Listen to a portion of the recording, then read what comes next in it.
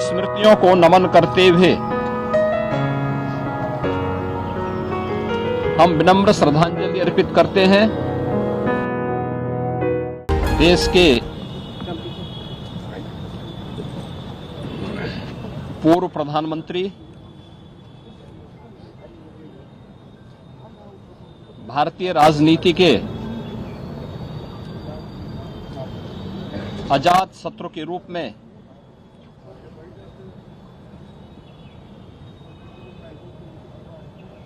एक सर्वमान्य चेहरे के रूप में जिनकी पहचान थी, ऐसे श्रद्धेय अटल बिहारी वाजपेयी जी की आज छठी पुण्यतिथि है। इस अवसर पर प्रदेश की जनता की ओर से, उत्तर प्रदेश शासन की ओर से श्रद्धेय अटल जी की स्मृतियों को नमन करते हुए हम विनम्र श्रद्धांजलि अर्पित करते हैं।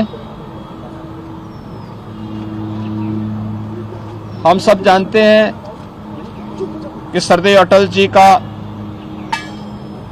जो पैतृक गांव है वह उत्तर प्रदेश के आगरा जनपद के बटेसर में पड़ता है। उन्होंने अपनी उच्च शिक्षा उत्तर प्रदेश के कानपुर में रहकर के संपन्न की और कर्मभूमि के रूप में अपने पैतृक जन्मभूमि के प्रदेश को ही अपनी कर्मभूमि के रूप में चुना। राष्ट्रीय स्वयंसेवक संघ से उन्होंने प्रारंभिक दीक्षा लेने के बाद राष्ट्र धर्म और अन्य विचार परिवार से जुड़े हुए प्रकाशन के साथ जोड़ करके एक लेखक के रूप में, एक कवि के रूप में अपनी एक पहचान बनाई। स्वतंत्र भारत में डॉक्टर श्यामा प्रसाद मुखर्जी, पंडित दीनदयाल उपाध्याय जी के सानिध्य में सार्वजनिक जीवन का शुभारंभ करते हुए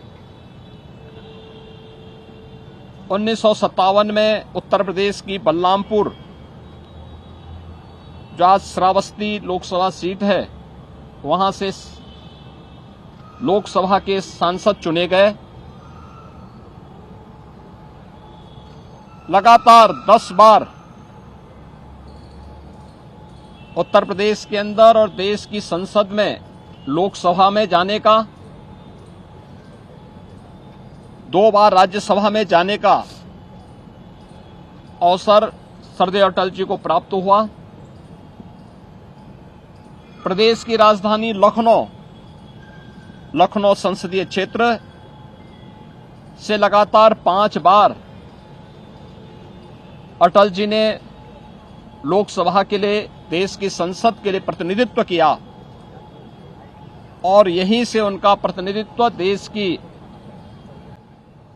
राजनीतिक अस्थिरता को दूर करने के लिए 3 बार देश के प्रधानमंत्री के रूप में भी उन्होंने भारत की राजनीतिक स्थिरता के साथ साथ आधुनिक भारत के निर्माण की नींव रखी। सुशासन का मॉडल कैसे होना चाहिए, देश के अंदर इंफ्रास्ट्रक्चर का मॉडल कैसे होना चाहिए, ग्रामीण विकास में विकास का मॉडल क्या होना चाहिए,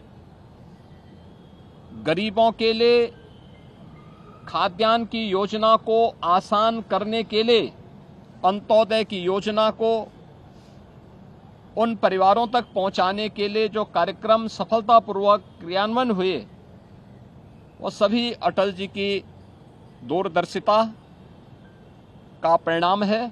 हमसे जुड़े रहने के लिए हमारे YouTube चैनल को सब्सक्राइब करें और नई वीडियो की नोटिफिकेशन के लिए बेल आइकॉन को दबाएं। अगर आप ये वीडियो Facebook पर देख रहे हैं तो लाइक जरूर करें और ज्यादा से ज्यादा शेयर करें। धन्यवाद।